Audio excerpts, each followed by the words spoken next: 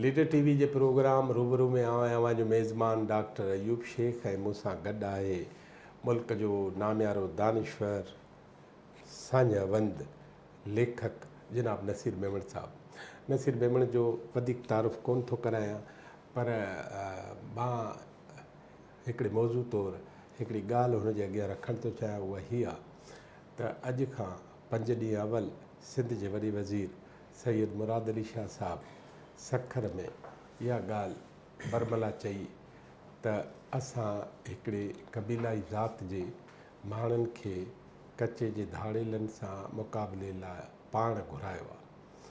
ऐं इहो पाण घुराइण, इन जो मतिलबु छा आहे, इन पाण घुराइण जे पुठियां कहिड़ियूं ॻाल्हियूं थी सघनि थियूं, इन जा असर कहिड़ा थी सघनि था। छा इहा वाजिबी ॻाल्हि आहे या नावाजिबी आहे? इहा वाजिबी ॻाल्हि सिंध जे माण्हुनि लाइ आहे या इहा नावाजिबी सॼी सिंध सां आहे?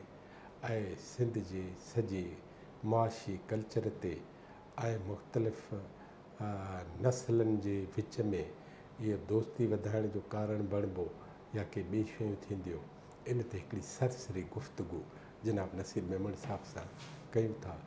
साईं अस्सलाम वालेकुम। वॾी महिरबानी, मूं ॻाल्हि करे छॾी आहे, छा था चओ? डॉक्टर साहब, पहिरें त मुंहिंजे लाइ इहो हिकिड़ी ॾाढी शॉकिंग स्टेटमेंट हुई जॾहिं मूं इहो ॿुधो।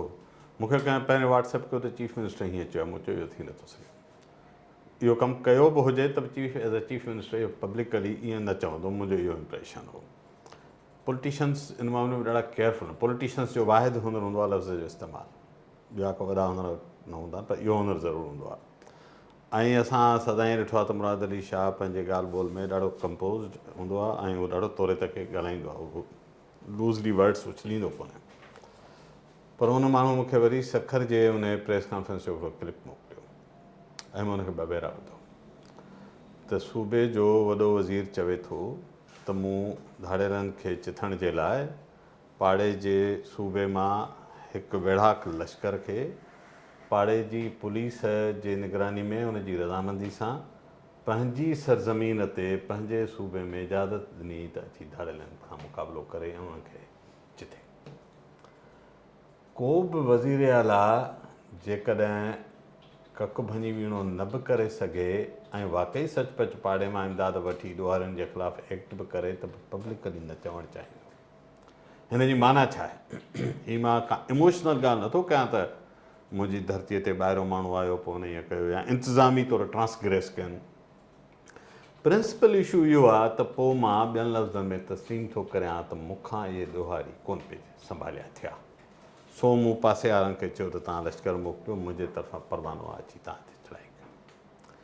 तव्हां पंहिंजी इंतिज़ामी जेका ख़ुदि इख़्तियारी आहे उनजो हिकिड़ो तव्हां ॿियनि लफ़्ज़नि में सरेंडर था कयो। ॿियो त तव्हां इन तरह सां ऑफिशियली क़बाइली झेड़े खे लाइसेंस पिया ॾियो। छो त जॾहिं हिकु ज़ात जो गिरोह ॿी ज़ात जे गिरोह खे टारगेट करणु अचे, क्रिमिनल्स खे मां न पियायो, माइंड दैट हू के क्रिमिनल्स जे ख़िलाफ़ु हुजनि हा त धाड़ेल त रोज़ पिया माण्हू खणनि अॻु में कनि हा। हीअ त इन लाइ हो न त तव्हां असांजे कबीले जे हिकिड़े माण्हू खे मर्डर कयो आहे। सो क़बीलाई तकरारनि खे तव्हां ऑफिशियल लाइसेंस जेकर ॾियो था त इहा हिकिड़ी वॾी डेंजरस गेम आहे। छो त ॿिए पासे हिकिड़ो ट्राइब आहे, उन ट्राइब जा सभु माण्हू त कोन पिया था क्राइम कनि या विढ़नि। मिसाल शहर कबीलो आहे, कंहिं बि ट्राइब जा माण्हू, कंहिं बि ट्राइब जा थींदो ई न आहे, थींदो ई न, प्रिंसिपली पॉसिबल न आहे। पर तव्हां ऑफिशियली जॾहिं हिकिड़े ॿिए ट्राइब खे लॉन्च था करायो त अची तूं हिते अटैक करे हिकिड़े फलाणे ट्राइब खे जे माण्हुनि ते, त उहे पोइ शायदि इहो न ॾिसंदा त हीउ धाड़ेल आहे या हीउ नान धाड़ेल आहे। हुननि जे नज़र में पोइ फलाणी बिरादरीअ जो सभु माण्हू जीअं क़बाइली जंग जदल में थींदो आहे, पोइ उनखे ईअं ट्रीट कंदा। सो मूं लाइ इहा तमामु शॉकिंग ॻाल्हि हुई। पोइ मूं हुन ते रिफ्लेक्ट पियो कयो। जॾहिं मूं रिफ्लेक्ट कयो त मूंखे तारीख़ जा कुझु वाक़िया यादि अची विया त तव्हां पंहिंजे दर ते, पंहिंजे घर ते ईअं फ़ौजकशी करायो, चढ़ाई करायो। फ़ौजकशी मीन्स हिकिड़ो लश्कर आणो था, फ़ौजकशी आहे। हिकिड़ो त तमामु असांजे हिस्ट्रीअ जो जेको वॾो इवेंट इन में हिकदमि ज़हन में सभिनी खे ईंदो उहो दौरे चंद त अलाउद्दीन खिलजी खे तव्हां घुरायो ऐं उनखे तव्हां पैट्रनाइज़ कयो ऐं पोइ तव्हां हमिलो करायो। ॿियो जेको जंहिंजो इन्हे मां हाणे हिते नथो चवां त को बलोच वर्सिस सिंधी जी ॻाल्हि आहे, छो इहो थी नथी सघे। सिंध में बलोच एॾो अमलगमेटेड आहे, हुनजी ओनरशिप सिंध सां एॾी आहे जो हू हुन पासे जे बलोच सां कॾहिं पाण खे बलोच कनेक्ट नथो करे। पॉलिटिकली कहे थो, असां बि कंदा हूंदासीं, तव्हां बि कंदा हूंदा, ॿिया माण्हू बि कंदा। अंग्रेज़नि जे दौर में पीर साहब पागारे वॾे सूर्य बादशाह जॾहिं अंग्रेज़नि जे ख़िलाफ़ु म्यूटिनी कई, म्यूटिनी त अंदरां थींदी आहे पर हिकु तरह सां बग़ावत हुई, उहा एॾी शदीद हुई, वतन या कफ़न, वतन या कफ़न जो नारो हणी, ऐं हुन लाइ का बि ॿी नई ही रियासतूं वियासतूं हुनजो महवर न हुयूं। हिंदुस्तान हो ही साम्राज्य मुंहिंजी धरतीअ ते मां हिनखे हितां तड़े कढां। उहा एॾी शदीद हुई जो सिंध जे उन दौर जी तारीख़ जी पहिरीं मार्शल लॉ लॻी, मार्शल लॉ हणी वई, ऐं पोइ उन तहरीक खे बेरहमी सां चिभाटण जे लाइ अंग्रेज़ दौर में बि अंग्रेज़नि बि ईअं ई लश्कर घुराया हुआ बलूचिस्तान सूबे मां। मां हुनखे नथो चवां त हीअ हुनजी कंटिन्यूटी आहे, पर मां ॻाल्हि थो कयां माइंड सेट जी। ऐं हुन दौर में मरी ऐं बुगटी कबीलनि जा माण्हू घुराए जेके बेसिकली मार्शल रेसिस हुया, वेड़ाक हुया, उन्हनि खे सांगड़ में इन पटीअ में मखी ॿेल में ज़मीनूं ॾिनियूं वियूं ऐं उन्हनि खे मुसलह कयो वियो ऐं उन्हनि खे यूज़ कयो वियो इन सॼी तारीख़ खे चिबाटण लाइ।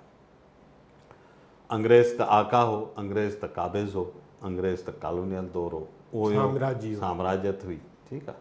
हुननि जे लाइ जहिड़ो सिंधी ऐं बलोची हो, जीअं तव्हां ॿिनि जानवरनि खे मैदान में छॾियो त पाण में वेठा विढ़नि त मताड़ी वॼायां, हुननि त ईअं पिए ट्रीट कयो। या जीअं तव्हांजे अफ़गानिस्तान जी वार में अमेरिका हुतां वेठो, हुन चयो मां 5 माण्हू छो मारायां, तव्हांखे चई मूंखां डॉलर वठो, मुंहिंजे पाण जहिड़ो त करे ॾियो, माण्हू त मारे ॾियो कुझु, एक्चुअली ईअं ई हो न। त इहे सभु शयूं तारीख़ में ईअं मिलनि थियूं, उहे अॼु जे जदीद दौर जी हिकिड़े उहा मुल्क जेको ख़ुदि मुख़्तार मुल्क आहे, आज़ादु मुल्क आहे, ऐं जे अंदरि सूबा आहिनि जिन खे आइन में पंहिंजी हैसियत मिलियल आहे, वरी अरिड़हीं तरमीम में नाले ते तव्हां ख़ुदि इख़्तियारी विढ़ी वरिती आहे, तव्हां पंहिंजी ख़ुदि इख़्तियारीअ खे ॿियनि जे पेरनि में तव्हां सरेंडर करे उन्हनि खे चयो आहे त अचो मूंखां वेड़ नथी थिए, मूंखे हितां माण्हू मारे ॾियो, ऐं उहो न त धाड़ियलनि जे ख़िलाफ़ु ऑपरेट कयो, हुननि पंहिंजे हिसे जे पलांद लाइ फैसिलिटेटर जो रोल प्ले कयो, माना असां उनखां पोइ पंहिंजे घर लाइ ईअं त न हो त तव्हांखे धाड़ियल वेठा मारे ॾियनि, हुननि खे तव्हां इजाज़त ॾिनी हा तोसां बराबरि ज़्यादती थी आहे, तूं कानून वानून जे चकर में न प, ॿियनि लफ़्ज़नि में इहो आहे न, अदालत वञी छा कंदे, जरगा केतिरा कोठाईंदे, बिस्मिल्लाह करे अचो तव्हांखे मोकिले ॾींदा तमामु। पोइ इहो हिक हिसाब सां अदालतूं बि ख़तमु, हा, जरगा मथे, हा, क़बाइलियत मथे, हा, इल्मु हेठि, हा, इंतिज़ाम कुझु बि न, जी, सूबनि जे विच में रिलेशन कुझु बि न, ही सभु शयूं नेगेटिव। ठीकु आहे, बिल्कुलु। इन में सिंध जी काबीना उनखे ॾोह ॾींदव तव्हां? मुंहिंजे नज़र में सॼी सिंध हुकूमत, छो त ॾिसो या त उन्हनि मां को थी बि चए त ग़लति थियो आहे, मां हिन जो हिसो न आहियां, जेके चुप आहिनि उहे उन शइ खे इंडोर्स था कनि न, ठीकु आहे। हुकूमत जी माना वज़ीर आला न आहे, इहो ज़हन में रखो, न हुकूमत हुकूमत इज़ काबीना, ठीकु आहे। ऐं प्लस पीपल्स पार्टीअ जी बहसियत पार्टी सॼी क़यादत, छो त हुननि मां बि कंहिं एतिराज़ु कोन वारियो आहे, जेकर हुननि जी हुकूमत को ग़लति कमु कयो आहे हुननि मां को खणी एतिराज़ु वारिया। ऐं सिंध हुकूमत जी लॉ एंड ऑर्डर जी ज़िमेवारी खणंदड़ समूरा इदारा जेके सिंध जे टैक्स पेयर मनी सां हिते वेठा आहिनि, त असां कानून लागू करण जे लाइ अरबें रुपयनि जी सालियानी बजट आहे न मुंहिंजे साम्हूं, माना तव्हां चओ था पुलिस बि, रेंजर्स बि, ऑल ऑफ देम, जिन खे इहा ड्यूटी मिलियल आहे, जॾहिं उन्हनि जे इन्हनि ॿिनि खे त मिलियल, इन्हनि ॿिन्हिनि खे डायरेक्ट मिलियल आहे, पर तव्हांजी ज़िले इंतिज़ामिया बि उते मौजूदु आहे, जंहिंजो कमु आहे उहे पंहिंजे ज़िले जे हिक हिक शइ लाइ ज़िम्मेवार आहिनि। ज़हन में रखिजो, हिकिड़ो कमिश्नर, हिकिड़ो डिप्टी कमिश्नर, वज़ीर आला, प्रेसिडेंट ऑफ पाकिस्तान, अक़वाम मुतहदा जा बि अनकॉन्स्टिट्यूशनल इलीगल ग़लति आर्डर मिलण जो पाबंद कोन्हे, उन्हनि मां बि कंहिं कोन चयो आहे। मुंहिंजे नज़र में इहा सॼी इंतिज़ामिया, उहे सभु जेके इन सॼे निज़ाम खे हलाईंदड़ माण्हू आहिनि, उहे सभु इन ग़लति कम जो हिसो आहिनि। ऐं मूंखे जंहिं शइ सभ खां वधीक मुंहिंजे लाइ ॻणती जी आहे त हीअ त हिकिड़ी वारदात करे हलिया विया, जे सुभाणे हिन जे रिटेलिएशन में महीनो 15 ॾींहं 2 महीना पोइ का ॿी गड़बड़ ॿिए पासे खां थी पई, त पोइ इहा हिकिड़ी बाक़ाइदा ट्राइबल वार में बदिलजी सघे थी। असां ॾिठो आहे 20-20 साल हिते जंगियूं हलनि थियूं। हा, हिते सिंध जे मुख़्तलिफ़ शहरनि में। ऐं इहो बि न विसारिजो त ख़ुदि कल्पननि जे पुठियां बि हिकिड़ी हिस्ट्री आहे।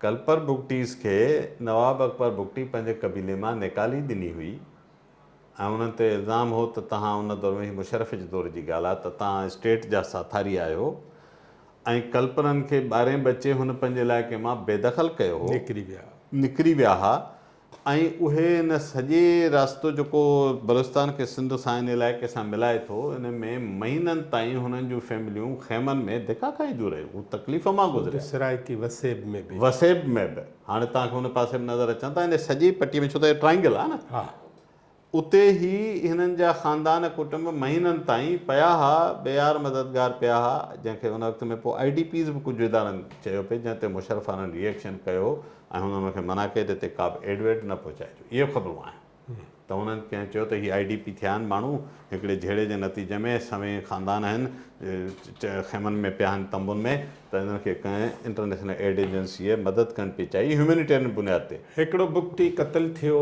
शहर बिरादरी जे हिकिड़े माण्हूअ ते इल्ज़ाम आयो, हा, हाणे उन जे पुठियां सिध गवर्नमेंट धुर थी काहे पई, हा, ठीकु थियणु छा खपे? मुंहिंजो सुवालु आख़िरी इहो आहे।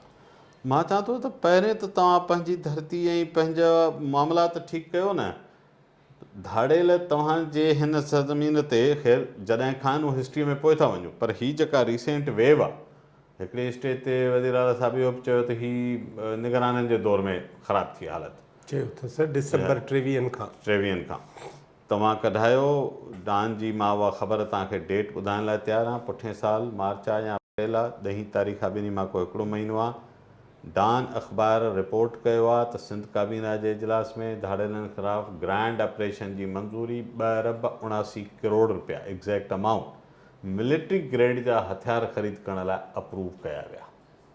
This is reported. पोइ जॾहिं तव्हां वेठा हुया साल अॻु ऐं उन वक़्तु मुंहिंजो ख़्यालु आहे IG साहिब बि साॻियो हुयो, त पोइ तव्हां निगराननि जे दौर में जेको ग़लति थियो उन्हनि जे ॻिची में पाणु घुरिजे, उनखां असांखे इख़्तिलाफ़ु कोन्हे, सभिनी पंहिंजो पंहिंजो वारो वॼायो आहे सिंध जी जेको कई अथनि हाल। पर साल अॻु त तव्हांजी काबीना 2 अरब 79 करोड़ अप्रूव कया हुआ न, तंहिंजी माना ऐं मिलिट्री ग्रेड जा हथियार पिया वरितव, त माना एॾी जंग त हली पए न। इन सॼे साल गुज़रण खां जे विच में 4 महीना हलो 5 कढी छॾियो हुननि जा, बाक़ी सॼे टाइम में तव्हां को मीनिंगफुल एक्शन ऐं ऑपरेशन ॾिठो आहे? हिकिड़ो अव्हां सां जेको सलाहकार आहे हुकूमत जो, उन ते इल्ज़ाम हुयो त उन वटां उनजी जेका प्रोटोकॉल गाॾी आहे उन मां हथियार हथु था अचनि, उहो रिज़ाइन करे थो छॾे, पर हथियार त हथु आया न, उन जी जांच रिपोर्ट किथे आहे? का ॿुधी त मां उन जी ज़िमेदारी किथे आहे? कंहिं ते त तव्हां अकाउंटेबल करियो न, उहो तव्हां लिमिटी करे छॾियो। ही पूरी हिकिड़ी इकानमी आहे, मां ॻाल्हि खे समअप करियां, ही आम लॉ एंड ऑर्डर ऐं स्ट्रीट क्राइम जहिड़ो मसइलो न आहे, ही इकानमी आहे, ही सनत आहे अगवा जी, क्राइम जी। माना तव्हां चओ था त के स्टेक होल्डर बि हूंदा? इन जा शेयर होल्डर आहिनि, इन जा ऑपरेटर आहिनि, इन सनत जा मैनेजर आहिनि, उन जा सुपरवाइज़र आहिनि, उन जा फोरमैन आहिनि, उन्हनि जा अकाउंटेंट आहिनि, उन्हनि जो पूरो निज़ाम। प्रोडक्शन या कमोडिटी कहिड़ी आहे? माण्हू जो खॼणु एज़ एन सर्विस बि थींदी आहे न, रुॻो कमोडिटी न हूंदी आहे न इंडस्ट्रीअ में। मिसाल तौरु तव्हां IT में सर्विस प्रोवाइडर, हीअ वरी अगवा जी सर्विस प्रो ई आहे न। इन जे पुठियां न विसारिजो त कचे जी हिकिड़ी ह्यूज इकानमी आहे जेका असां माण्हुनि ईअं ॾिठी कान्हे। मरहूम पंवर साहिब जो हिकिड़ी रिपोर्ट आहे सिंध जे रिवराइन एरिया जी वाटर रिक्वायरमेंट ते सन 2000 जी, 24 साल अॻु जी, उहा तव्हां खोले पढ़ी ॾिसो। उन में उन दौर में त ही सैटेलाइट इमेजरीज़ वग़ैरह जूं एडवांस रिमोट सेंसिस ऐं उहे कोन हुया, त हुन एरियल फोटोग्राफी कराई आहे सॼे कचे जी उन दौर में, जंहिं ते हुन लैंड मेयर कई आहे। 21 लख एकड़ कचे जी ज़मीन आहे सिंध में, जंहिंमां कुझु 6 लख खनि शायदि ॿियल आहिनि। माना इहो कचो 5 नद खां हेठि सिंध जे हिसाब सां त पोइ तव्हां सिंध जी सरहद खां गणियो, माना गुडू वारो, गुडू वारे खां पोइ तव्हां हलिया वञो समुंड ताईं, डेल्टा ताईं। उन में पोइ 6 लख खनि एकड़ भायां थो ॿियलनि जी लिखियलु आहे, ऐं जीअं 4 लख आहे कुझु, पोइ वरी 6 लख खनि उहो लिखियलु आहे त दड़ा आहिनि, लट अचे थी, नंढड़ा ढोरा थी आहे, वारी थी वई। 2 लख खनि एकड़नि जे ॻोठ ऐं आबादियूं ॾेखारियल आहिनि। हा जेके कचे जा ॻोठ जी थींदा आहिनि ऐं 10 लख खनि आबादी साईं उन में पवर साहब चयो आहे त इहा आबपाशी ज़रई ज़मीन आहे 10 लख एकड़। हाणे तव्हां इन सॼे इलाइक़े जी पुछो त हीअ का पुराणे दौर जी आम प्रिमिटिव इकॉनमी न आहे। कणिक शानदार उते थिए थी। तव्हांजे ख़ैरपुर वारे हिन बेल्ट में स्ट्रॉबेरी थी थिए कचे में ज़बरदस्त क़िस्म जी। चवंदा आहिनि त कचे में माण्हू पोखियो त उहो बि थींदो। फर्टाइल आहे न। तव्हांजी जेका सिल्ट आहे पाणी ऐं सिल्ट नेचुरल भाण बि मिलियो ऐं तव्हांखे नेचुरल पाणी बि मिलियो। तव्हांखे वाह कंदा लाइ आबपाशी जो ख़र्चु बि न आहे करणु। पाण अचे थो पाण अचे थो कुदरती। ऐं ॿियो जेको ही अपस्ट्रीम वारा ज़िला आहिनि हिते त नॉर्मल फ्लोज़ जे ॾींहंनि में पाणी थो अचे न, उन लाइ वॾी ॿोॾि न खपे। शायदि कोटड़ीअ ताईं पहुचण में तव्हांखे कचो ॿोड़ो आहे त वॾी ॿोॾि खपे। मोहड़ वारा ज़िला ही मोहड़ वारा आहिनि, मथे वारा आहिनि। सो इन्हनि खे इहा त सोन जहिड़ियूं ज़मीनूं आहिनि ऐं इन में बिलियंस ऑफ रुपीज़ जो टर्नओवर आहे एग्रीकल्चर जो। उन त 25 साल अॻु जी रिपोर्ट ॾिनी आहिनि। उन खां पोइ तव्हांजा ॿेला वढिजी चुकिया, उन जूं ज़मीनूं थी चुकियूं। उहे बि त ज़रई ज़मीन में कन्वर्ट थिया न। हाणे उते मॉडर्न स्टाइल सां फार्मिंग बि थिए थी। हाणे पुराणे दौर जी न आहे। फौरी तौरु छा करे सिंध गवर्नमेंट माण्हू छा करे? माण्हू त वीचारा फासी तबाह थी विया आहिनि। सच ॻाल्हि इहा आहे। माण्हू छा कंदा? माण्हू रेड़ियूं कनि था, दाऊं कनि था, रोड बंदि कनि था, शामियानो हणी वेहनि था, पंहिंजे बचनि लाइ आहूं दाहूं पिया था कनि था टीवी चैनल ते। सो तव्हांखे तकलीफ़ थी थिए इहो सभु कुझु ॾिसी। कीअं ही हुकूमतूं लातालुक आहिनि मूंखे सम्झ में नथो अचे। कीअं बिलाल भुट्टो साहिबु इस्लामाबाद में वेही दुनिया खे ॿियनि मुल्क सूबनि खे थो चए त मूं जहिड़ियूं इस्पतालूं ठाहियो। तूं पंहिंजे सूबे जे अंदरि माण्हू जहिड़ा जाॻंदा महीने महीने खां खॼिया पिया आहिनि। उहे 5 बैंक जा वीचारा मुलाज़िम आहिनि, उनखे महीनो अची थियो आहे। को धणी साईं कोन्हे। माण्हू दाहूं करे करे करे पिटे पिटे जेको सो पंहिंजे उन्हनि जे घरनि में मातम आहिनि, उन्हनि जूं ज़िंदगियूं ज़हर आहिनि। ऐं हुकूमतूं ईअं अणधुरियूं आहिनि जहिड़ो जेको अंगोला ऐं सोमालिया में पियो थो थिए। हीअं पंहिंजे माण्हुनि खे ईअं लाचार उहो सूबो उहे माण्हू जेके तव्हां लाइ ज़िंदगियूं ॾिनियूं, जिन तव्हां लाइ तहरीकूं हलायूं, तव्हां जेके नसुलनि खां वोट ॾियनि, उनखे तव्हां जानवर जेतिरी इज़त बि नथा ॾियो त उहे ईअं पिया आहिनि। हुकूमत जो कमु आहे जेकर 3-4 ज़िलनि जी धाड़ेलनि खे तव्हां नथा मुंहुं ॾेई सघो त मूंखे ॿुधायो त पोइ बाक़ी सूबे सॼे खे हलाइण जो तव्हां क्लेम करियो कीअं था? तव्हां वटि पुलिस, तव्हां वटि रेंजर्स, तव्हां वटि पैसो, तव्हां वटि हथियार छा न आहे तव्हां वटि? तव्हां कानूनी तौर ते वज़ीर आज़म बि हींअर तव्हां सां इतादी आहे, तव्हां उनखां का बि मदद वठी सघो था जेका चाहियो। पहिरीं ॻाल्हि त तव्हां पंहिंजी पुलिस फोर्स खे ई, पुलिस जा जेके ज़िम्मेवार ऑफिसर आहिनि प्राइवेटली चवनि था त साईं कंहिं बि ॿी एजेंसीअ खे न आणियो, रुॻो असांखे बिना रंडक जे कमु करण जी इजाज़त वठी ॾियो। हथियार बि इहे ई खणंदासीं, तव्हांखां हथियार चवनि था पुलिस वारा। रुॻो असांखे इजाज़त ॾियो त अहिड़े गहिड़े खान खे ॿधंदासीं त को हुनजे पुठियां न ईंदो। हीअ तव्हांजो एडवाइज़र जी गाॾीअ मां निकिरे थो, एडवाइज़र इस्तीफ़ा ईंदी, तव्हां जांच ई नथा कयो। सो मां सम्झां थो त इहा हुकूमत उन्हनि जी पार्टनर आहे इन क्राइम। हुकूमत में वेठल अहम माण्हू। सो सिंध जे माण्हुनि खे हिकिड़ी अनफॉर्चुनेटली ॿी पॉलिटिकल लीडरशिप कान्हे जेको सिंधी माण्हुनि जो ओभर वॾी आहे उनखे को रस्तो मिले जो उन ते आवाज़ु उथारनि। को पंहिंजो लख माण्हू तव्हां वठी हलो, गॾु करियो। तव्हां का पार्टी हुजे न, जीअं परीअ साहिब दौर में सिंधियाणी तहरीक कई, मूंखे ॿुधायो 25,000 सिंधी नियाणियूं वठी को हली पए कचे में, धाड़ेल छा कनि? उनखे गोलियूं हणंदा? हुकूमत लाइ पॉसिबल हूंदो उनखे रद्द करणु? हीअ त बदकिस्मती सां असां वटि सियासी मूवमेंट्स ख़तमु थी वियूं। थोरो घणो मीडिया ते सोशल मीडिया ते माण्हू दांग कूक कनि था, उनखां सवाइ माण्हुनि वटि के रस्ता न बचिया आहिनि। ज़िम्मेवार हुकूमत आहे पंहिंजे ऐं ईअं न आहे त रुॻो नाअहली जो मामिलो आहे या पंहिंजो पैसनि जो मामिलो आहे। हीउ संसदो नियत जो मामिलो आहे। हीउ सोचे सम्झी तौरु हिननि सिंधियुनि ईअं जानवरनि जे हवाले करे छॾी आहे। नाज़रीन, ही उहो नसीर मेमण साहिब सां थियल ॻाल्हियुनि में हिकिड़ी ॻाल्हि हीअ आहे त सिंध गवर्नमेंट खे पंहिंजे पॉलिसियुनि खे ॿीहर गौर हेठि आणणो पवंदो त हू लॉ एंड ऑर्डर जे हवाले सां जेके पॉलिसियूं ठाहिनि था उहे सिंध जे मजमूई मफ़ादनि में केतिरो आहिनि या सिंध जे मजमूई नुक़साननि में केतिरो आहिनि। ॿियो, सिंध पुलिस खे आज़ादी सां कमु करणु ॾिनो वञे त सिंध पुलिस जेका बि मेरिट ते कमु करे ऐं उन में तजुर्बाती तौर ते बि असांखे ख़बर पइजी वेंदी हिकिड़े महीने जे अंदरि त जेकॾहिं पुलिस सोरह ज़ोराई करे थी, नाहक करे थी, नाहक माण्हुनि सां नाहक करे थी, उहे सभु जो सभु शयूं साम्हूं बि ईंदियूं त पुलिस खे पोइ ॻिथड़ खां झले बि सघिबो। पर पुलिस खे बि आज़ादु कयो। ऐं वॾे में वॾो कमु आहे सिंध जे काबीना जो, उहा ख़ुदि सिंध गवर्नमेंट जे पॉलिसियुनि जे बारे में हिकिड़ो गौर तलब इजलास घुराए ऐं उहो ॾिसे त कहिड़ियुनि पॉलिसियुनि सां सिंध जे माण्हुनि जो भलो थो थिए ऐं सिंध जे माण्हुनि जो भलो थिए बि थो या नथो थिए। ईंदड़ प्रोग्राम में वरी कंहिं ॿिए महिमान सां गॾु हूंदासीं। लीडर टीवी जे पारां अला भाई।